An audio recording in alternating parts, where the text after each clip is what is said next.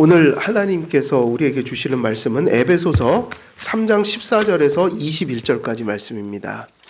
에베소서 3장 14절에서 21절까지 말씀입니다. 제가 봉독해 드리도록 하겠습니다. 이러므로 내가 하늘과 땅에 있는 각 족속에게 이름을 주신 아버지 앞에 무릎을 꿇고 비노니 그의 영광의 풍성함을 따라 그의 성령으로 말미암아 너희 속사람을 능력으로 강건하게 하시오며 믿음으로 말미암아 그리스도께서 너희 마음에 계시게 하시옵고 너희가 사랑 가운데서 뿌리가 박히고 터가 굳어져서 능히 모든 성도와 함께 지식에 넘치는 그리스도의 사랑을 알고 그 너비와 길이와 높이와 깊이가 어떠함을 깨달아 하나님의 모든 충만하신 것으로 너희에게 충만하게 하시기를 구하노라. 우리 가운데서 역사하시는 능력대로 우리가 구하거나 생각하는 모든 것에 더 넘치도록 능히 하실 이에게 교회 안에서와 그리스도 예수 안에서 영광이 대대로 영원 무궁하기를 원하노라. 아멘. 예, 오늘 이제 또 새로운 본문 우리가 또 설교하는데 14절부터 21절까지 한 본문입니다.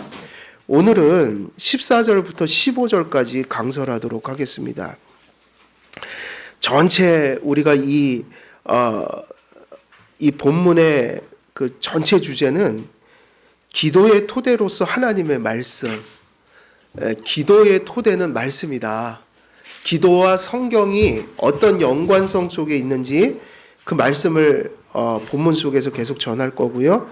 오늘 14절에서 15절에는 기도의 목적, 그리고 기도의 대상, 그리고 우리가 어떻게 기도해야 하는지, 기도의 태도, 요 세 가지 말씀 정도를 주제 정도를 우리가 이 본문 안에서 서로 살펴보도록 하겠습니다. 자, 그래서 오늘 이 본문 14절에서 15절 말씀 먼저 보겠습니다. 바울은 3장 1절에서 사용했던 이러므로를 3장 14절에서 다시 한번 사용합니다. 그래서 우리가 지금 3장 14절 보면 뭐로 시작하죠? 이러므로, 이 지금 접속 되게 중요해요. 이 말이 이러므로로 시작하는데 원래 이 말이 어디서도 그랬을까요? 3장 1절에서도 이러므로 이렇게 시작해요. 그러니까 이러므로라고 얘기하는 것이 어떤 의미를 가지고 있냐면 이러므로는 이게 지금 헬라어로는 두 단어로 돼 있거든요. 그래서 이게 영어로 하면 무슨 뜻이냐면 because of this 이 얘기예요. 혹은 on account of this. 그래서 이것 때문에라는 그런 의미로 표현할 수 있어요. 이것 때문에. 그러면 이 얘기는 무슨 얘기죠? 앞에 것과 이러므로 앞에 있는 것 때문에 뒤에 이야기를 한다 이 얘기잖아요. 그러니까 3장 1절에서도 이러므로 이렇게 얘기를 했으니까 무엇을 근거로 뒤에 얘기를 한다는 얘기가 돼요. 그 이러므로 앞에 있는 내용들. 그러니까 그 3장 1절 앞에 있던 내용은 뭐냐면 2장 12절에서 22절까지 말씀이에요. 그리고 14절로 내려오면 이러므로 또 얘기하고 있어요. 그러면 여기서도 어디에 있는 이야기의 근거에서 뒤에 이야기를 하겠다 이 얘기예요. 그 이러므로 앞에 있는 내용. 그게 3장 2절에서 13절까지 내용이에요. 그러면 3장 14절부터 새로운 본문이 시작되는데 이 얘기는 어디에 있는 내용들을 가지고 와서 얘기하겠다는 거예요? 3장 14절 앞에 있는 걸 뿐만 아니라 3장 1절에 있는 이러므로가 반복되면서 거기 있는 얘기도 끌어오는 거예요. 그래서 여러분 성경은 조각조각 읽어서는 안 돼요. 지금 14절부터 21절까지 설교를 하는데 이 설교 자체가 어디에 있는 내용과 다 연관이 되어 있는 거예요. 여러분 강해 설교는 그래서 설교는 어찌됐든 강해 설교가 돼야 되는 거예요. 강해 설교는 성경의 맥락을 따라서 설교하는 걸 강해설교라고 하는 거예요. 이 말씀이 3절, 14절과 21절만 딱 잘라서 보면 무슨 얘기인지를 알 수가 없는 거예요. 그 목사님들도 쭉 설교를 강해설교하면서 계속 성경을 차례대로 본인이 연구하고 앞에 내용이 다 이렇게 검토된 후에 뒤에 얘기를 하고 이게 맞는 거예요. 그래서 이 오늘 시작되는 본문은 사실은 3장 1절의 이름으로 앞에 있는 내용, 그리고 3장 14절 앞에서 방금 언급했던 내용들을 다 끌어오고 있는 거예요. 그러므로 이것 때문에 사도 바울이 이제 이 말씀을 기록하겠다, 이 얘기가 되는 거예요. 그러면 그 앞에 있던 내용들을 다 통틀으면 무슨 의미일까요? 우리가 이제 설교를 지금 여기까지 계속 이어서 들었잖아요. 그 이제 말씀을 하실 수 있어야 된다고. 앞에서 무슨 얘기했죠? 그러면 이제 잊어버리셨죠. 그죠? 잊어버린 게 당연한 거야. 그러면 또 나중에 또 들으면 돼요. 자꾸 듣다 보면 알게 돼요. 근데 다시 얘기해 주면 생각나실 거예요. 앞에서 에베소서 앞에서 무슨 얘기했죠? 그 얘기 했잖아요. 하나님의 구속사건, 예수 그리스도가 우리를 구원하기 위해서 어떤 일을 역사 안에서 성취하셨는지, 그리고 우리가 그 다음에 다뤘던 게 뭐냐면 그 구원을 성령님께서 말씀을 듣게 하실 때 믿음을 주심으로 우리에게 내적 증거를 주셔서 하나님 말씀을 확신하게 하셔서 구원을 일으키신다. 각 개인에게 그 구속을 적용하시는 누구의 역사요? 성령님의 역사. 그걸 구원의 서정이라고 부른다고 그랬잖아요. 근데 그것이 어느 순간에 우연적으로 생긴 게 아니다. 그게 하나님 영원 전부터 프로젝트였다. 하나님의 뜻이었다. 예정. 그 예정이 하나님의 생각 속에 있던 게 한치의 오차 없이 다 지금 이루어지고 있다. 어디서요? 역사 속에서, 그리고 구원받는 사람 속에서 이루어지고 있다. 그러니까 우리가 지금 구원을 받았잖아요. 이게 누구의 예정인 거예요? 하나님의 생각이, 우리에게 그 의지가 하나님의 우리가 예측할 수 없는 숨겨진 모습으로 지금 이렇게 이미 성취됐고, 그리고 앞으로도 계속 성취될 것이다. 예측할 수가 없는 거예요. 근데 예측할 수 없지만 소망이 있다. 왜냐하면 앞으로 일어날 일이 모든 것이 합력해서 선을 이루신다고 약속했기 때문에 어쩔 때는 고난스러운 모습으로 나타나기도 하고 어쩔 때는 형통하는 모습으로 나타나기도 하지만 그 모든 것들이 다 결국은 택한 자를 하나님 자녀답게 만드시는 방법으로 사용하실 거다. 그러니까 인생은 어둡기도 하고 밝은 면도 있지만 성도에겐 버릴 것이 없는 것이고 불신자들에게는 그 모든 게 결국은 어둠인 거죠. 소망이 없는 거예요. 합력해서 선을 이루는 게 아니라 합력해서 결국은 지옥불에 떨어지는 거예요. 모든 것의 결론은 그렇게 망한다는 거예요. 그래서 성경에서 뭐라고 그랬냐면 하나님을 믿지 않는 자들은 하나님이 멸망케 하신다. 그러나 하나님의 자녀가 된 자들에게는 멸망시키지 않으신다. 그래서 합력해서 선을 이루는 삶이 돼야 된단 말이에요. 그러니까 결국은 무슨 얘기하는 거예요? 믿고 회개하는 자리에 서라. 항상 이 얘기예요. 믿고 회개하는 자리에 서라. 그럼 그게 뭐냐? 예정받은 증거다. 그럼 소망이 있다. 우리 안에 믿음이 있는 한, 우리가 넘어져도 회개하고 있는 한, 그게 누가 예정하신 증거이기 때문에. 그러면 믿고 회개하는 한 그 사람은 소망이 있다. 왜? 합력해서 선을 이루실 것이니까요. 하나님이. 우리가 자녀들도 똑같은 거예요. 살다가 별의별 일 다 있어요. 아이들에게도. 근데 세상에서 잘 되고 이런 것에서 우리는 소망 갖는 게 아니에요.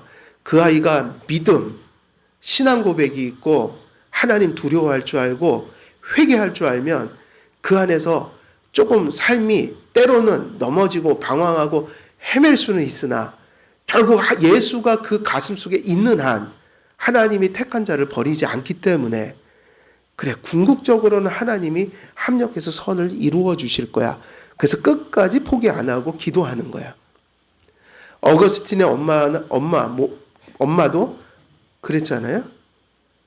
이단에 빠지고 그 소위 말하는 방탕에 빠져서 사생아 낳고 돌아다녔단 말이에요. 어거스틴이요. 근데 그 어머니가 끝까지 기도했어요.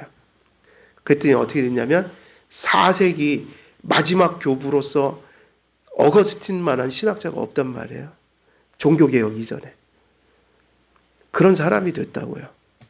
하나님이 택하면 다 돌이키게 되어 있어요. 그러니까 우리 자녀들을 향해서 무슨 소원을 가장 간절히 가져야겠어요. 우리가 그 아이들 바라볼 때마다. 무슨 소원이 최고의 소원이 돼야 되겠어요. 저 아이 예수님 똑바로 믿게 해주옵소서. 믿음의 표를 드러낼 수 있게 해주옵소서. 죄 지을 때 회개할 수 있도록 저 마음 붙들어 주옵소서. 늦을지는 모르지만 끝까지 불쌍하게 여기시고 결국은 믿게 해주옵소서. 부모는 그것 때문에 간절해지고 아파지고 소망이 생기고 이래야지 그까지 성적표 하나 툭 잘한 거 던진다고 해서 그 인생 잘 됐다고 보는 거는 착각이에요. 그 종이 좁아가고 똑같아요. 먼저 그리스도인이 돼야 되고 두 번째 인간이 돼야 돼요. 이거 정말 중요한 거예요. 한길교회 자녀들은 다른 거 필요 없습니다. 내 새끼도 마찬가지예요. 먼저 그리스도인이 돼야 되고 그 다음에 두 번째가 뭐예요? 인간이 돼야 된다고. 인간이. 그 다음에 마지막이 뭐예요? 그 다음에 성적도 열심히 공부해서 받아오면 좋죠. 세상에 나가서 성공하면 좋죠. 그러나 그거는 부수적인 거예요, 사실은. 앞에 두 가지가 잘못되면 나머지 다 잘 돼도 아무 소용 없어요. 하나님이 인정 안 하는데.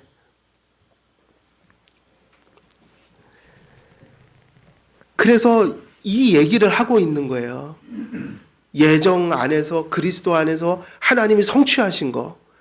그 다음에 그 구원을 성취하신 것을 한 사람 한 사람 택한 자에게 적용하여 그것을 누릴 수 있게 해주시는 그 구원의 서정을 이야기하고 나서 여기까지 얘기한 거라고요. 지금 이러므로 그걸 계속 설교해 온 거예요. 그리고 지금까지 들은 설교 그 내용이 그렇기 때문에 그러므로 이제 내가 몇 절부터 14절부터 이제 새로운 얘기를 하겠다. 이러므로 되게 중요하죠. 그러면 그 이후에는 무슨 얘기하는 거죠? 바울은 14절의 이러므로 앞에 기록된 내용 때문에 그 내용을 근거로 이후에 어떤 말씀을 전하고 있는지 주목하는 일이 중요합니다. 우리가 주목할 사실은 사도 바울은 이러므로 앞에 내용들 때문에 그 내용을 근거로 14절의 이러므로 이후의 내용으로 나아가는데 이제 이래서 이게 중요한 거예요. 그러면 그 다음에 이어지는 내용은 뭐인 거야? 앞에서 복음을 다 얘기했잖아요. 그 다음에 그러면 그 얘기를 다 했어요. 그러므로 내가 얘기 다 했다. 그러므로 이제 뭐 하겠다는 걸까요? 이게 되게 중요한 이게 기도의 원리예요. 이제부터 14절부터는 기도예요. 사도 바울이 기도하는 거예요. 누구를 위해서요? 에베소 성도들에게 진리를 전했죠. 복음을 전했죠. 그 다음에 뭐 하는 거예요? 다 전했어요, 이제. 전하고 나서 하는 일이 뭐냐면 기도였다. 그러므로 14절의 이러므로 이후의 내용은 바울이 에베소 성도들을 위해 드린 기도의 내용이 기록되어 있다는 거야. 이게 되게 중요한 얘기입니다. 바울은 말씀 전하는 자의 되게 모범이 되는 사람이죠. 그런데 사도 바울은요, 오늘 본문을 보면 우리에게 어떤 모범도 남겨줬어요? 말씀 전하는 자의 모범이면서 기도하는 자의 모범이기도 해요. 바울에게서 발견되는 기도의 모범이 무엇입니까? 우리는 바울에게서 하나님께서 기쁘시게 여기실 기도가 어떤 것인지 발견하게 돼요. 이거 되게 중요한 얘기예요. 오늘 본문에는 마치 예수님의 주기도문이 기도가 무엇이라는 것을 기록하고 있는 것처럼 이 본문도 우리에게 기도가 무엇인지를 가르쳐주고 있어요. 되게 중요한 원리를 가르쳐주고 있다. 바울은 진리의 말씀을 전하는데 진력을 다했어요. 진력을 다했다.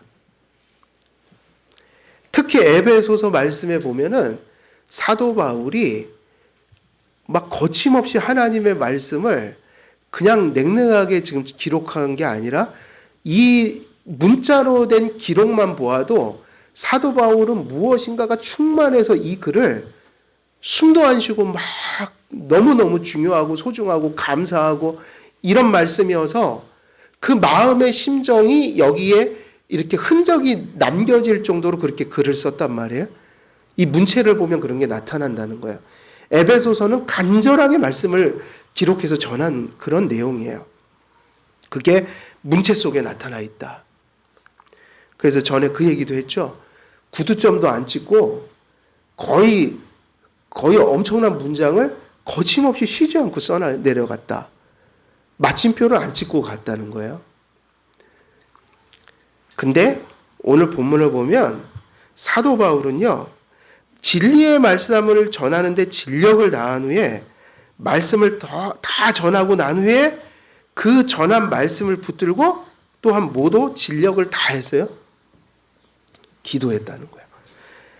그런데 이러므로를 기점으로 그 앞에 바울이 전한 구속의 말씀과 교리가 기록되어 있는데 이러므로를 기점으로 그 뒤에는 뭐가 기록되어 있냐면 바울의 기도 내용이 기록되어 있다. 바울이 보여준 기도의 모범, 이것은 우리가 인식하고 실천할 기도의 원리가 이 안에 담겨 있습니다. 바울은 기도의 근거와 기초를 가지고 있었어요. 바울은 하나님께 나아가 기도했는데 그가 기도할 수 있는 근거와 기초가 무엇이었을죠? 이 말씀을 보게 되면 그게 이러므로가 가르쳐 주는 거예요. 이러므로 뒤에는 기도였다. 그 앞에는 뭐였죠? 예정과 구속과 구원의 서정에 대한 교리를 가르쳤다고요. 구속에 대한 계시를 전했어요.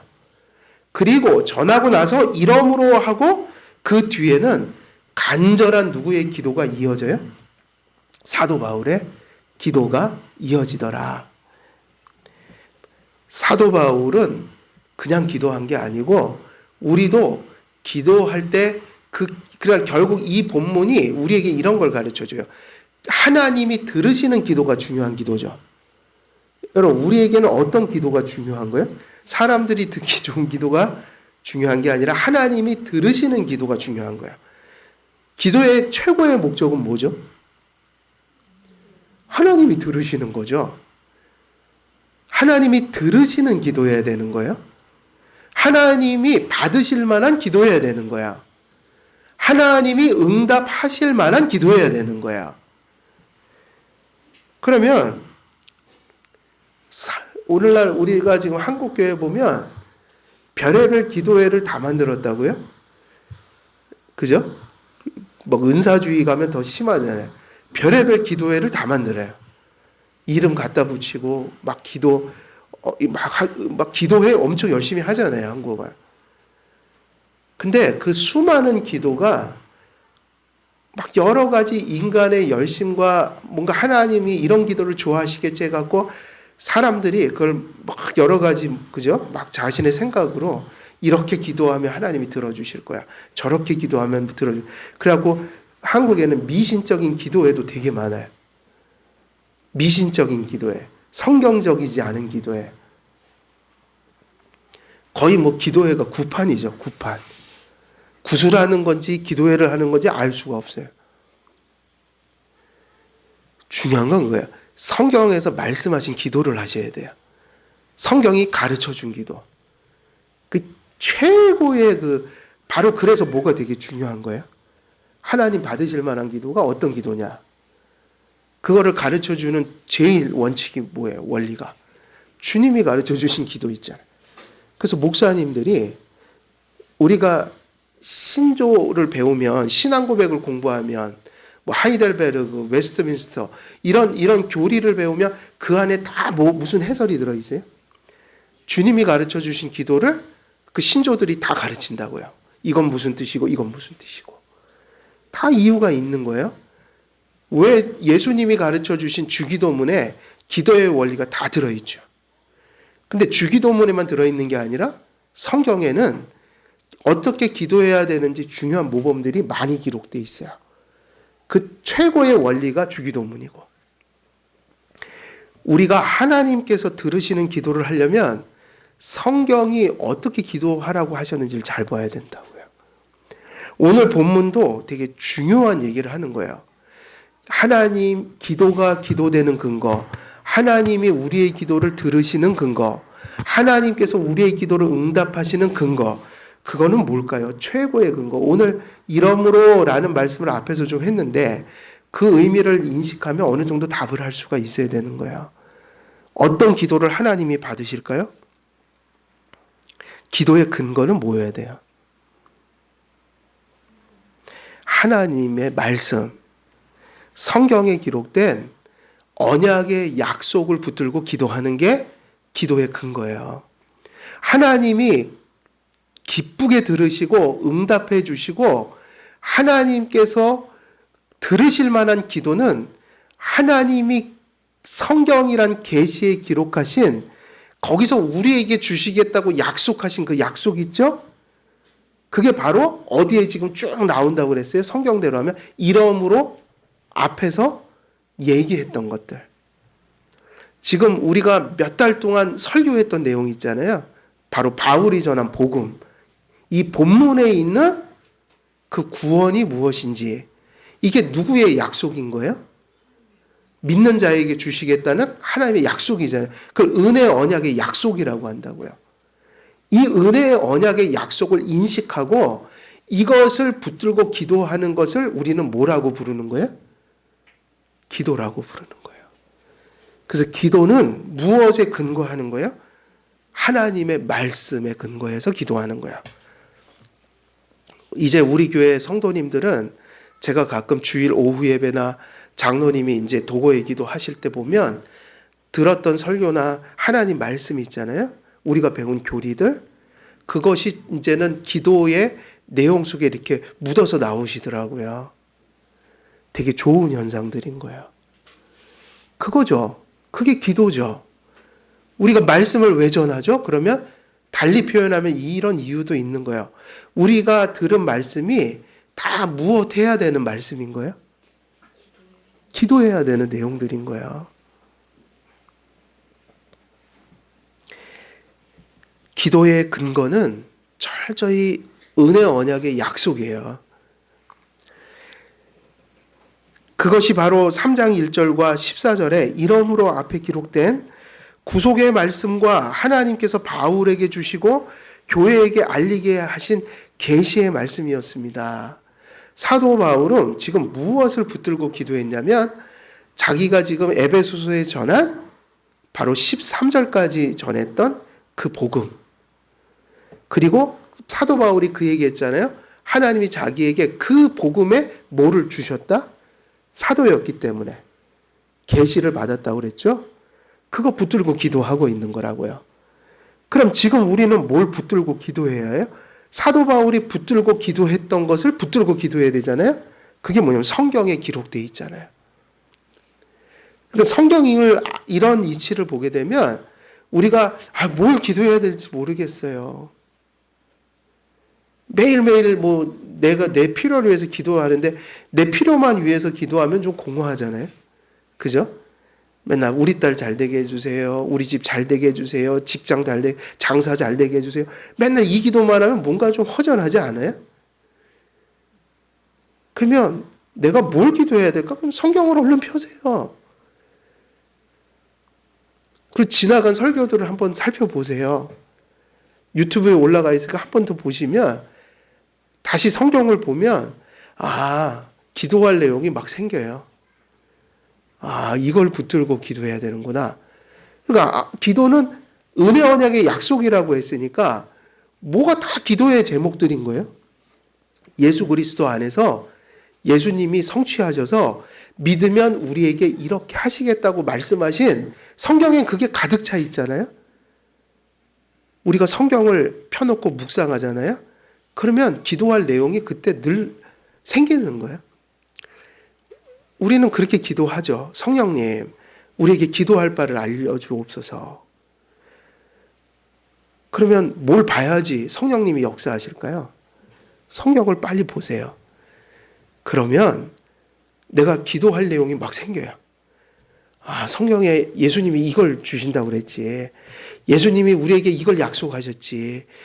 교회와 성도들은 이런 거를 누리면서 사는 거지. 예수님이 약속하셨으니 그래, 내가 기도해야 될 게 이거야. 그러면요, 성경 읽으면 기도의 제목이 나오는 거예요. 바울은 하나님께서 영원전에 예정하시고 그리스도 안에서 성취하신 일들과 그에 대해 하나님께서 자신에게 계시한 바를 근거로 기도하였습니다. 하나님께서 받으시는 그 기도의 근거가 있는데 그것은 언제나 당신의 영광과 우리의 구속을 위해 주신 계시 하나님의 말씀에 있는 거예요.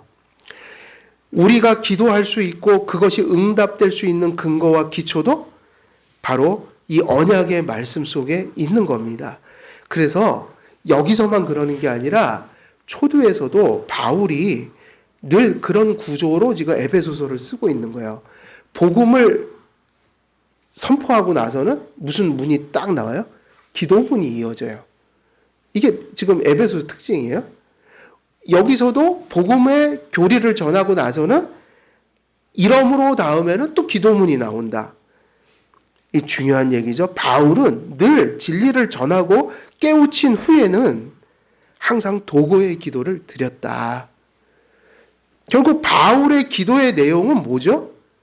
자기가 전했던 말씀이었던 거예요. 그러한 가장 대표적인 모범과 예가 지금 우리가 다루는 본문입니다. 그러니 그 기도가 미신화되어 갖고 기도회를 자빠지고 넘어지고 뭐 이상한 무당들처럼 뭐를 막 그 자기의 부패한 본성에서 느끼는 그 영적 쾌락이라는 거 있잖아요. 전율 느끼고 뭐 그죠? 쓰러지고 이게 얼마나 퇴폐적인지 몰라요. 그건 자기 만족적인 기도예요. 그러니까 자기 탐닉적인 기도다. 그 마약 같은 거예요. 성경이 가르쳐준 기도의 모습이 아니에요. 바울은 그렇게 기도하라고 가르쳐준 적이 없어요. 지금 그 목사들이 그 잘못된 목사들이 신학을 모르는 목사들이 부패한 본성에서 나온 것으로 사람을 즐겁게 하는 사람들이 기도를 그렇게 더럽히고 있어요. 오염시키고 있다. 기도는 하나님의 약속을 성취하는 하나님이 정하신 도구예요. 하나님의 약속을 성취하는 거거든요. 성경의 약속을 이루라고 주신 은혜의 수단이에요. 근데 그걸 뭐 하는 데 사용하는 거예요? 자기 탐닉. 어떻게 보면 마약 같은 거. 그걸 통해서 부패한 본성이 욕구가 원하는 그런 방식으로 자기 만족을 얻으려고 뒹굴고 참 그게 오염이에요. 오염. 지독한 오염이에요. 자기중심적 기도. 마치 마약 환자들이 막 자기 탐닉하는 거잖아요. 무슨 느낌을 받으려고. 자기 쾌락. 기도가 자기 쾌락의 도구가 되어버린 거예요. 마약하고 똑같아요. 그래서 한참 하면 지루해지니까 더 자극적인 걸 또 찾아다녀요. 더 영험한 은사주의 집회하는 데 없냐. 그 여기저기 쫓아다니는 거예요. 그러한 가장 대표적인 모범과 예가 진리를 전하고 기도했다. 이 모범과 예가 지금 우리가 다루는 본문에 있다고요. 바울은 하나님께서 그리스도 안에서 성취하신 구속과 유대인과 이방인이 하나 된 새 인류 공동체인 교회에 대한 계시를 받았고 그것을 에베소 성도들에게 전하고 깨우쳤습니다. 우리의 가슴의 희열은 어디서 온지 알 수 없는 출처 없는 어떤 경험, 체험이 아니라 우리의 뜨거움과 희열은 하나님 말씀을 깨우치는 데서 와야 되고 그 다음에 또 있죠. 그 말씀을 붙들고 기도하는 곳에서 그리고 그 기도하는 가운데 하나님의 말씀이 우리의 삶과 교회 안에 성취되어가는 모습을 우리가 기뻐하고 감사하는 그 희열 속에서 정당함을 얻을 수 있는 거예요. 성도의 희열, 희락, 성경적이어야 한다. 그래서 사도 바울이 한 행동은 받은 계시대로 기도하는 것이었습니다. 그가 계시를 통해 받은 약속이 에베소 성도들에게 이루어지도록 말씀을 따라 약속을 따라 그렇게 기도했습니다. 기도는 하나님의 목적을 아는 지식에 근거합니다. 그래서 중요한 거죠. 기도의 또 한 가지 중요한 근거가 뭐라고요? 누구의 목적을 아는 지식이에요? 그죠? 그래서 사도 바울은 계속 그 얘기하잖아요. 그리스도 예수 안에서 우리를 예정하사. 근데 뭐를 하나님이 예정하시고 작정하셨는가? 그게 복음의 교리라고요. 구속의 교리라고요. 기도는 단지 우리의 목적을 이루기 위해서 주신 것이 아니라 궁극적으로 하나님의 목적이 이루어지도록 주신 은혜의 수단입니다. 그러나 오해하지 마세요. 예수님께서는 무엇을 구하라고 주기도문에 기록해 놓으셨어요? 일용할 양식. 여러분이 한 끼 먹기 위해서 일할 때 하나님 한 끼의 음식을 주세요. 기도해야 돼요? 안 해야 돼요? 안 하는 건 교만한 사람이죠. 제 힘으로 먹고 살겠다고 하는 사람이 기도 안 하죠. 그죠? 한 끼 식사도 하나님이 주신 걸 감사하는 걸 알기 때문에 일을 할 때도 기도하고 한 끼 식사를 구하는 것도 하나님이 주셔야 되기 때문에 기도하는 거예요. 그죠? 그러니까 현실적인 걸 위해서 기도하는 건 잘못된 게 아닌데 이건 중요한 거예요. 현실적인 것을 간구할 때 그것을 어떤 개념으로 구하느냐가 중요하다는 얘기예요. 한 끼의 식사를 인생의 목적으로 두고 기도하면 그건 타락한 거예요. 우리가 한 끼를 하나님 앞에 구해서 열심히 일해서 살지만 그 한 끼를 구하는 이유가 주님의 목적을 이루는 수단으로서 구하는 거예요. 이해되시죠? 무슨 얘기인지? 일용할 양식은 목적이 아니라 하나님의 영광 돌리고 살기 위한 필요로서 구하는 거라고요. 수단의 위치에서 구하는 거라고요. 그러니까 현실적인 것을 위해서 기도하는 게 잘못된 건 아니에요. 그리고 현실적인 것을 위해서 기도해야 돼요. 학생들은 기도하면서 공부해야 될까요? 기도하지 않으면서 공부해도 될까요? 당연하죠. 공부도 누구를 위해서 하는 거예요? 궁극적으로 하나님의 어떤 목적에 기여하기 위해서. 그리고 공부도 모든 것들을 할 수 있는 것도 하나님의 은혜로 하는 거예요. 공부하는데 얼마나 많은 게 필요한데요. 공부하는 거 힘들어요. 하나님이 도와주셔야 돼요. 직장에서 일하는 거 어려워요. 여러분, 이 세상에 쉬운 일이 있어요? 없어요? 없어요. 그래서 여러분, 어려운 거를 잘 직면할 줄 알아야 돼요. 공부하는 것도 힘들어요. 직장 생활하는 것도 힘들어요. 여러분, 아버지로 살아가는 거 쉬워요? 어려워요? 어려워요. 어머니로 살아가는 거. 아주 처절하게 힘들어요. 또, 한 부모 밑에 자녀로 살아가는 것도 괴로워요? 안 괴로워요? 때때로는 그거 고단스러운 거예요. 그런데요, 부모가 있고 자녀가 있는 게 사실은 더 행복한 거여서 힘들지만 있는 거예요. 그게 무슨 얘기냐? 직장도 부모도 자녀 되는 것도 다 힘들지만 사실은 그 힘듦이라는 것은 필요한 힘듦이고 그래서 사람은 힘들지만 하고 살아야 되는 거예요. 이거 힘들다고 안 하고 저거 힘들다고 안 하고 저게 무섭다고 안 하고 맨날 그렇게 다 안 하면 사람은 살 수가 없는 거여서 실제로 삶이라는 건 싫은 것을 하고 살아가는 게 삶인데 싫은 것을 바르게 하면 어떻게 살 수 있을까요? 그런 사람이 행복하게 살 수 있는 거예요. 싫다고 안 하는 게 아니라 싫지만 힘을 내서 그게 인간이 해야 될 도리이기 때문에 그리고 중요한 거 하나 있죠. 그게 힘든 거기 때문에 지 힘으로 못 산다고요. 그래서 누구로에게 기도해야 돼요? 그 현실을 위해서. 아버지가 되고 어머니가 되고 자녀가 되고 직장 가서 일하고 또 학생으로서 공부하고 그 모든 현실적인 것들을 열심히 하되 그게 힘든 거거든요. 근데 힘들다고 안 하면 살 수 있어요? 없어요? 없죠? 사람은 해야 될 것 해야지 사는 거예요. 그런데 힘들거든요. 그게 인간의 힘으로 안 되거든요. 그래서 우리는 누구를 의지해서 사는 거예요? 기독교인들은? 그죠? 하나님 믿어서. 저도 지금까지 인생 살아오면서 참 힘든 게 많더라고요. 무서운 게 많아요, 너무. 너무 무서운 거예요. 너무 힘든 거예요. 근데 저는 예수님을 일찍 믿어갖고 너무 감사해요. 고2 때 믿어버렸거든요. 하나님 믿으니까 너무 감사해요. 당연히 힘들죠. 당연히 지치죠. 당연히 두렵죠. 근데 지금 돌아보니까 그 힘들고 어려운 걸 다 했어요. 어떻게 할 수 있었을까요? 그래도 하나님이 도와주시지 이 마음이 있어갖고 아시잖아요. 제가 겁쟁이인 거. 나는 자연인이다. 다 좋은데 밤에 혼자 자는 게 무서워서 저는 그거를 못 하겠어요. 이거는 뭐 귀신이 무서운 게 아니에요. 깜깜하면 무서워지는 거예요. 근데 진짜 그래요. 나는 자연인이다. 다 부러워요.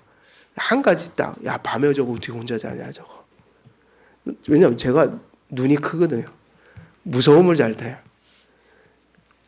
가만히 생각하니까 저 같은 사람이 어떻게 50살까지 그래도 인생 살아왔을까? 이유가 하나밖에 없어요. 야, 하나님 그래도 믿고 사니까 이게 담대함이 생겼을 때 담대함 말씀드렸죠, 뭔지. 하나님이 내게 주신 함께 해주시겠다고 확신이 있는 거예요. 그러니까 그래 가자. 하나님이 뭐 함께 해주시니까. 그래서 할 건 다 하고 살았어요. 우리는 그렇게 사는 거예요, 현실을. 그러니까 현실을 위해서 더 기도해야 돼요, 안 해야 돼요? 또 뭐 개혁주의 한다고 또 이런 얘기 하니까 또 현실은 기도 안 하는 게 그 말도 안 되는 소리예요. 현실을 위해서 기도 안 하는 사람은 교만한 사람들이에요. 왜 기도 안 하겠어요? 그건 자기가 할 수 있다는 거죠. 아니죠.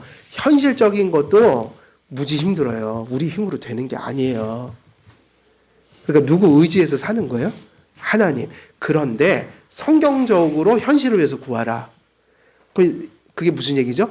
현실의 것을 구하되 그것이 목적이 되지 않고 하나님의 뜻을 이루는 선한 수단이 되게 해 주옵소서 하면서 현실을 구하고 현실을 열심히 살으라.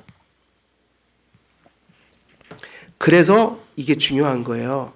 그래서 그 나라와 그 의를 위해서 기도하는 거하고 우리가 현실을 위해서 기도하는 건 약간의 차이가 있는 거예요. 왜냐? 현실을 위해서 필요하는 나의 필요를 위해서 기도하는 건 맞지만 하나님이 어떻게 응답하시는지는 지켜봐야 돼요. 왜냐? 그 나라와 그 의를 위해서 기도하는 것은 노라는 응답이 있을 수 있어요, 없어요? 그 나라와 그 의. 있을 수가 없어요. 구원에 있어서 노? 이러면 어떻게 해요, 우리가? 큰일 나잖아요. 그 나라와 의는 정말 우리에게 절실하게 궁극적으로 필요한 거예요. 그래서 하나님은 절대로 그 믿음을 가지고 그거 달라고 하는 자에게 노라고 하지 않으세요. 그 믿는 자가 지옥 가는 일은 불가능해요. 여러분 가능해요, 안 가능해요? 믿는 자가 지옥 가는 거 불가능해요. 이젠 여러분들은 하나님께 코가 끼었어요. 도망 못 가요. 우리 자녀들도 감사한 거예요. 아무리 지가 방황해봐요. 지가 언젠가는 돌아와요. 하나님이 내버려 두지 않거든요. 근데 아마 고생하게 되니까 빨리 돌아오란 말이에요. 예? 고생하고 돌아오지 말고 빨리 돌아오라니까요. 언젠가는 그 길을 가야 된다고요. 근데 감사한 일이에요. 하나님은 믿는 자를 절대로 포기하지 않으셔요. 그런데 현실의 필요는 노가 있을 수 있어요, 없어요? 참 많이는 주실 거예요. 그러나 어느 순간에는 그 기도를 하나님이 응답 안 해주실 때가 있어요. 왜냐? 그거는 절대적인 게 아니니까. 무슨 얘기냐면 하나님의 궁극적인 목적을 놓고 하나님 보시니까 그걸 주는 것보다 안 주는 게 더 나으니까. 그것도 우리를 사랑해서 그렇게 하신다는 거야. 그러니까 기도의 응답이 없는 건 있을 수 있어요, 없어요? 응답이 없을 수는 없어요. 문제는 뭐냐? 노냐, 예스냐지. 그러니까 하나님이 다 응답해 주시는 거라고요. 노는 어떤 마음으로 노하시는 거예요? 노하는 게 너를 위해서 내가 볼 땐 더 낫다 이런 거야. 너는 원하지만 사실은 그걸 주면 너한테 해로워. 이래서 안 주시는 거야. 그러니까 우리가 현실을 위해서 구할 때는 뭐와 뭐의 응답이 두 개가 있는 거죠. 예스가 될 수도 있고 노가 될 수도 있고. 우리가 어떤 학교를 지원했는데 예스가 될 수도 있고 노가 될 수도 있어요, 없어요? 그걸 절대로 안 된다고 그러면 우리가 성경을 잘못 배운 거죠. 당연히 노가 될 수 있죠. 근데 노도 중요한 뭐예요? 기도의 응답을 못 받은 게 아니라고요. 노라는 게 뭐인 거예요? 기도의 응답인 거예요. 우리가 기도했더니 하나님이 노로 응답해 주신 거예요. 그게 우리에게 좋은 거예요, 나쁜 거예요? 좋은 거죠. 왜냐면 하나님이 보실 땐 그게 우리에게 안 좋으니까 안 주신 거예요. 그래서요, 우리는 절대로 이런 영역에 있어서는 그런 얘기 쓰면 안 돼요. 우리 가끔 그럴 때 있거든요. 땡깡을 부릴 때가 있어요. 절대로 안 됩니다. 하나님이 이거 안 이루어주시면 절대로 안 됩니다. 그리고 내 인생에 있어서도 내가 뭘 원하는데 내가 이거를 내가 성취하지 못하면 절대로 안 돼요. 이런 얘기가 있을 수 있어요, 없어요? 우리 인생에. 하나님 믿는 것 빼고는요, 절대로 안 되는 건 없어요. 그 아주 되게 이상한 망상증 같은 거야. 자기중심성이에요. 절대로 안 되는 게 있을 수 있다. 그러니까 세상 말로 나는 절대로 실패하면 안 돼. 이런 사고가 건강한 사고예요? 병든 사고예요? 그 병든 사고라고요. 내가 왜 살아가면서 내가 원하는 것을 얻지 못하거나 내가 계획했던 것이 어그러지는 일이 있을 수 없는 일인가요? 그렇게 내가 다 결정해버리면 하나님이 어떻게 일을 하셔요? 하나님은 우리보다 복잡하시거든요. 그런데 더 상세히 바른 길을 아셔요. 근데 우리가 자꾸 버둥기는 거야. 절대로 안 된다는 거예요. 이거 이렇게 안 되면 안 된다는 거야. 그러니까 나는 실패를 해서도 안 되고 무언가를 잃어도 안 되고 내 인생은 언제나 탄탄대로여야 된다는 거예요. 그게 현실에서 있을 수도 없을 뿐더러 그럼 말도 안 되는 소리다. 그리고 매우 매우 불건전한 생각이다. 그래서 자녀들 그렇게 가르치면 안 돼요. 실패하지 않는 인생을 살아라? 아니 어떻게 실패하지 않는 인생을 살죠, 인간이? 하루 12번도 더 실패하는데 저는. 그런 인간 만들지 마세요. 그 인간이 삐뚤어집니다, 그러면. 실패할 수 있죠. 그래서 그게 실패로 보이지 않아야 돼요, 기독교인들은. 그 실패라고 부르는 것이 하나님의 뭐로 보여야 돼요? 손길로. 나를 인도해 주시는 여정으로 보여야 된다고요. 그러나 한 가지는 분명해요. 실패하더라도 어떻게 실패하는 게 맞는 거예요? 열심히 하다가, 바른 동기로 하다가, 최선을 다해서 하다가 실패하는 것은 하나님 뜻이다. 게으르고 불성실하고 무책임한 게 하나님 제일 싫어하시는 거예요. 근데 그러면 정말 실패자인 거예요. 근데 열심히 하다가 안 되는 거는 하나님 손길이에요. 왜냐? 현실적인 필요는 더 궁극적인 것을 위한 수단이기 때문에 9번은 예스 하셨다가 한 번은 노 하실 수 있어요. 그래서 기도라는 것이 그렇게 본다면 누구 중심적인 기도가 돼야 돼요? 인간 중심적인 기도가 아니라 하나님 중심적인 기도. 그래서 이런 이유로 기도의 근거가 뭐라는 거예요? 하나님의 목적을 아는 지식.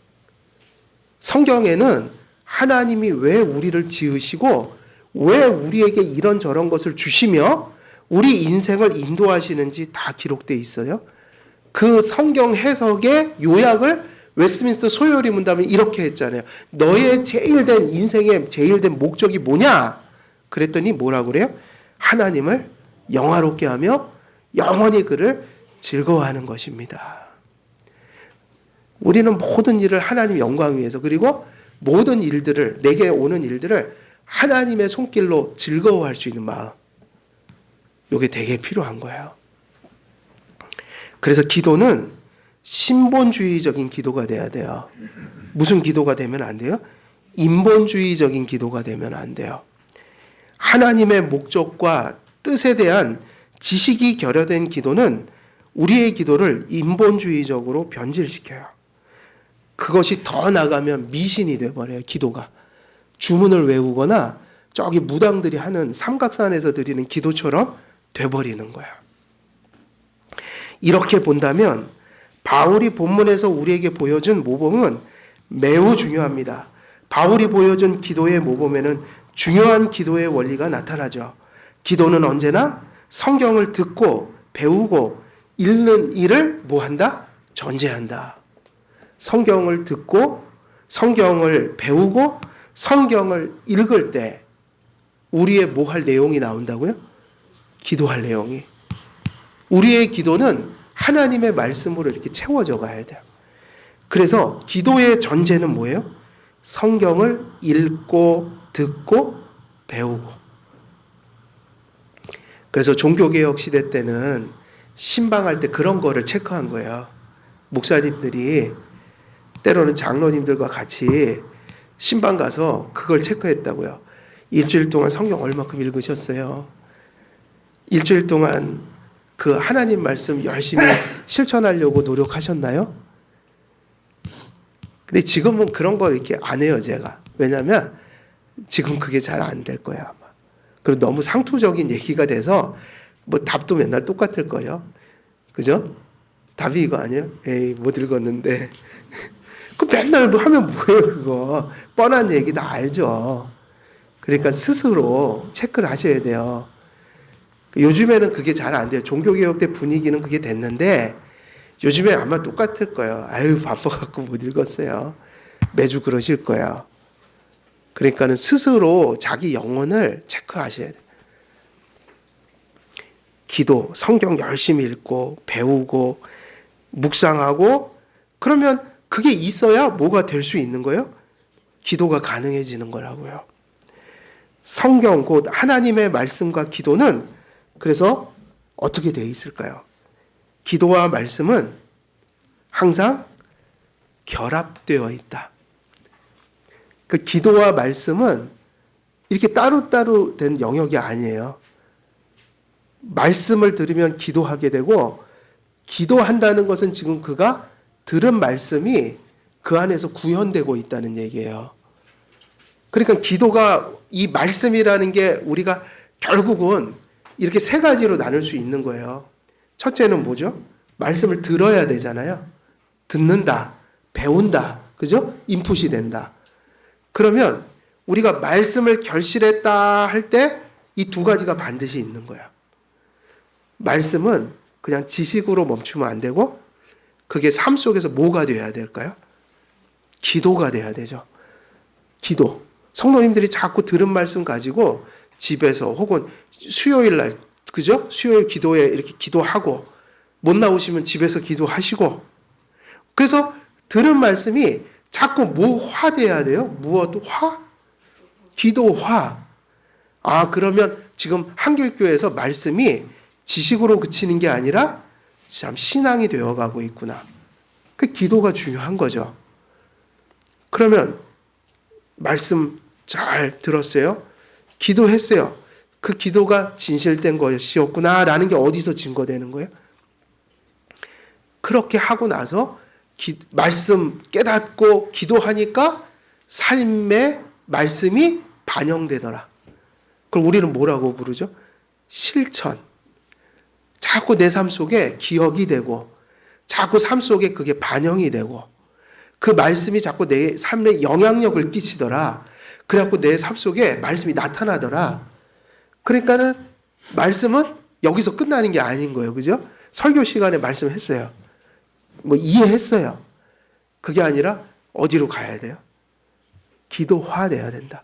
아, 지금 무르익고 있구나. 성도님들이 자꾸 기도하고 기도 속에서 말씀이 언급되면 아, 그 말씀이 지금 무르익고 있구나.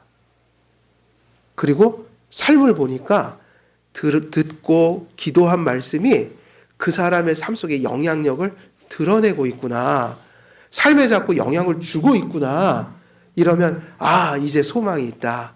한길교회 성도님들 속에 그 들은 말씀이 이제 열매로 맺혀지고 있구나. 이렇게 되는 거라고요. 말씀, 기도, 그 다음 뭐인 거예요? 실천. 이것은 분리될 수가 있다 없다? 없다. 그래서 오늘 본문 말씀에서 중요한 거 성경과 말씀, 그러니까 성경 말씀과 기도는 분리될 수 없게 결합되어 있다. 그게 뭐예요? 이러므로. 오늘 이 구조가 보여주고 있는 거예요. 시간이 돼서 오늘은 여기까지 설교를 하고요. 또 다음 주에 이어서 하겠습니다. 우리 한길교회 성도님도 오늘 본문 속에서 우리에게 기도의 원리를 가르쳐주고 있다고 그랬죠. 이러므로를 기점으로 해서 교리와 기도가 이렇게 이어지고 있는 거예요. 결국 이 이야기는 우리의 기도의 근거는 뭐라는 거죠? 언약의 말씀인 성경인 거고, 그런 의미에서 우리가 들은 말씀은 언제나 우리의 기도로 이어져야 한다. 하나님이 기뻐하시는 기도, 받으실 만한 기도, 응답하시는 기도는 성경에 근거한 기도다. 그래서 오늘 이 말씀 속에서 가르쳐주는 제일 중요한 그 원리 중에 하나는 기도와 성경은 분리될 수 없이 결합되어 있다. 그래서 우리의 기도가 말씀으로 충만하고 우리가 깨우친 말씀이 언제나 기도로 이어지는 삶. 여기서 사실은 크리스찬의 진실한 생활이라는 게 나타날 수 있는 것이다. 결실이 여기서 일어난다.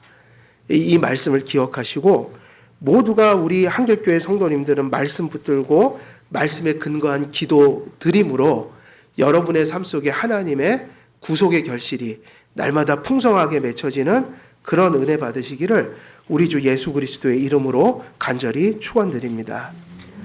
기도하겠습니다.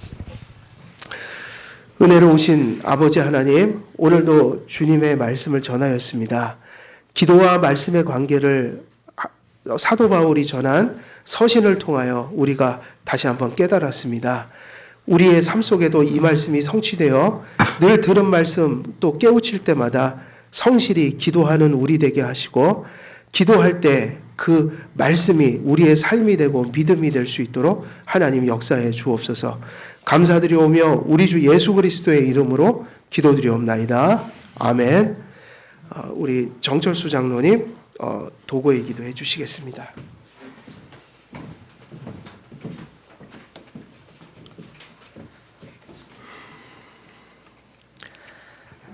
사랑의 하나님 아버지, 오늘도 인도하셔서 주 앞에 나와 예배하게 하시니 감사합니다. 믿음으로 하나님을 예배하며 영광을 올려드립니다. 기뻐 받으시고 증량할 수 없는 은혜로 채워주셔서 주 안에 살아갈 힘을 얻게 해주옵소서. 죄와 허물밖에 아무런 공로 없음을 긍휼히 여기시고 십자가의 은혜로 허물을 덮으사 순결한 모습으로 다시 하나님께 나아가 주님의 진리를 따라 믿음으로 살도록 인도해 주옵소서. 말씀으로 하나님과 교제하지만 하나님의 뜻보다 지식으로 채워진 말씀이었고, 기도로 하나님께 나아가지만 삶은 돌이키지 않은 채 입술에만 머무르는 기도인 것을 봅니다. 계시하신 말씀으로 하나님을 아는 지식과 아울러 비천한 자신을 보게 하셔서 참된 회개에 이르게 하시고, 중보자이신 그리스도를 통해 하나님의 사랑에 확신함으로 심판하시는 두려움의 하나님이 아니라 사랑하시는 아버지 하나님에게 담대히 나아가도록 은혜를 주옵소서. 일반 은총 안에 있지만 세상은 성경 가르침과 신앙의 가치를 떠나 있고 교회 또한 세상의 가치와 성경적 가치가 혼합되어 있음을 봅니다. 세상이 보기에 비참하고 어리석은 십자가가 하나님의 구원의 능력이 된 것처럼 십자가에 들어간 하나님의 지혜를 자랑하며 성경적 가치를 따라 사는 성도들을 통해 이 땅에 하나님의 나라가 회복되어 가게 하시고 세상의 정의를 부르짖지 않더라도 신화의 가치를 붙들고 삶의 현장에서 분투하는 자녀들을 통해 하늘의 공의가 실현되기를 간구합니다. 국내의 정세와 고물가, 경기 침체로 힘들고 고통스러운 때를 지나고 있습니다. 잘 이겨내도록 지혜를 주시고 힘을 다하여 주옵소서. 잠시 머물다 떠나는 나그네와 같은 이곳에서의 삶으로 좌절하거나 절망하지 않게 하시고 영원한 하늘의 소망으로 위로를 얻고 주님과 함께 힘겨운 이 시기를 잘 지나도록 붙들어 주옵소서. 이 땅에 세우신 교회를 위하여 기도합니다. 지혜와 계시의 영을 따라 하나님을 바로 알아가게 하시고 우리를 부르심의 소망이 무엇인지 밝히 알게 하시며 기업의 풍성함이 무엇인지를 알게 하는 사명을 잘 감당하게 하옵소서. 말씀이 왜곡되고 진리가 훼손되는 시대에 한길교회에 주어진 사명을 올곧게 감당하게 하시고 공교회가 검증한 교리를 통해 하나님을 계시한 대로 알아가고 성경대로 예배하는 교회와 말씀대로 살아가는 성도들을 통해 선교적 사명을 확장시켜 가도록 인도해 주옵소서. 그리스도 신적 규례를 따른 당회이지만 연약하오니 그리스도의 용서하심을 따라 말씀과 성령 안에서 겸손히 교회와 성도님들을 섬기게 하옵소서. 교회 모든 성도님들 꼭 붙들어 주옵소서. 연로하신 부모님들 비록 몸은 약하고 쇠하나 예수 그리스도에 대한 믿음은 잃지 않게 하셔서 하늘의 소망으로 충만케 하옵소서. 육신의 연약함 가운데 있는 성도님들 건강을 붙들어 주옵소서. 주님의 은혜와 자비로 질병과 고통에서 자유롭게 하시고 치유와 회복과 평강을 주옵소서. 우리의 자녀들이 어둡고 험한 세상에서 말씀의 빛으로 살아가 말씀 속에서 하나님을 알아가고 말씀에 의지하여 기도하는 경건의 삶을 살게 하시며 하나님을 영혼의 중심에 모시고 하나님께 예배드리는 것을 즐거워하며 기쁨으로 찬양하게 하옵소서. 성도님들 사업장을 축복하시고 하나님의 선하신 뜻이 이루어져 하나님의 뜻이 사업장을 통하여 증거되게 하옵소서. 직장에서 일하신 성도님들 허락하신 일터가 세상을 가치 있고 아름답게 만드는 하나님의 이름을 기억하여 하나님을 기쁘시게 하는 예배자로 하나님께 영광 돌리는 일터가 되게 하옵소서. 교회 귀한 사역들 감당하신 목사님 영육간 강건함으로 넉넉히 감당케 하시고 말씀을 확증하고 증거하실 때 우리의 신앙이 확신에 차 있고 능력이 충만하여 그리스도께 영광을 돌리는 결실이 있게 하옵소서. 이번 주 설 명절로 고향과 가족과 친지를 찾는 발길에 함께해 주시고 헌신의 섬김으로 그리스도의 사랑을 전어가 나누는 복된 명절이 되게 하옵소서. 이 모든 말씀 감사하며 예수님 이름으로 기도드립니다.